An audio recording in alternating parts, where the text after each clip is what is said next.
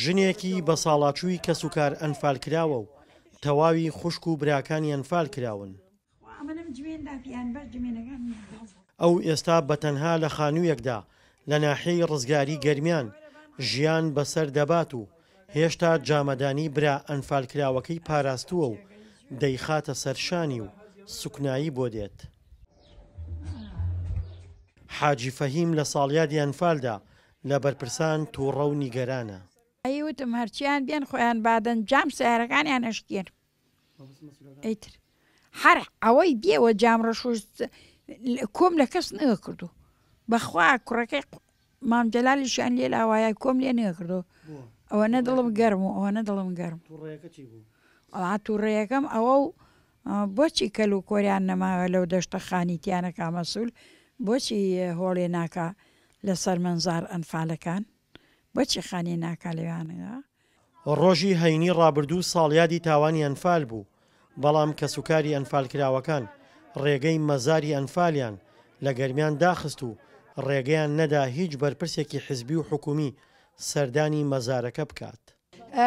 هەر بەڵێنی بێکردارە و هیچ ئەویش گشتی لە ڕاستیە وەزیرێکمانێ و وەزیری شەیدانە من پێرەکە خۆم ڕۆیمە بۆ لای 470 زندان سیاسی ما لە هەموو شوێنێکن لە کفرە لە ڕزگاری لەسەر قەڵا لە دووزیشی پێوە هەتا ئیسە دەسیمان پێەکەن ئەمە زەویتانە دەینی و موچە و من حەی زندانیانی سیاسی بەس لە 4 هەیە بە لە ڕاستیە بڕۆمان پیان نەماوە.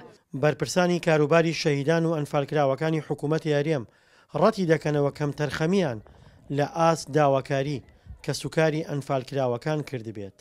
ئێمە وەکو ئەو بەڕێبەرایەتیە هەموو ڕۆژێک و 4 کار دەکەین ئێمە نازان بۆ ئەو داواکارێنە دەخرێتە ئەو ڕۆژانە دواتر وازی دێنین بۆیە داواکارین لیان کە ئەو داواکاریانێکەوە ئێمە کاڵێنکرد بەداچوین بۆ کەم بزان کارمان کوریا کامان نەکردووە و ڕۆژانە بێن داوا بکەن ئێمە بزان داواکارەکانیان ئامانجی گەیتەکوێ گەیتەکوێ نەگەیتەکوێ. حاجی فەهیمی کەسوکار ئەنفالکراو وەک خۆی دەڵێت دوای ئەنفالکردنی کەسوکارەکەی دڵی بە ژیان خۆش نییە. ئای تۆ من کەس و کارم نەماوە خانم بۆچێ ئەوە نیام لە وشکە بلۆکەکە ئەی بۆچیمە بۆچیمە ئەی بچۆ بزانە تەلەڤیزۆنێکم سندە بچۆ بزانە شتێکم سندە ئاخر بۆچیمە بەس خان و ماڵوشتم بۆچیە منێ کەس و کارم لە ژێرپای بەعسیابان بدرێ و کێشەی نێوان کەسوکاری ئەنفالکراوەکان و حزب و حکوومەتی یاریەم گەیشتووەتە ئاستێک هەموو ساڵێک لە یادی ئەنفالدا کێشە و مشتومڕ لە نێوانیان دروست دەبێت. دڵشاد ئەنوەر دەنگی ئەمریکا گەرمیان.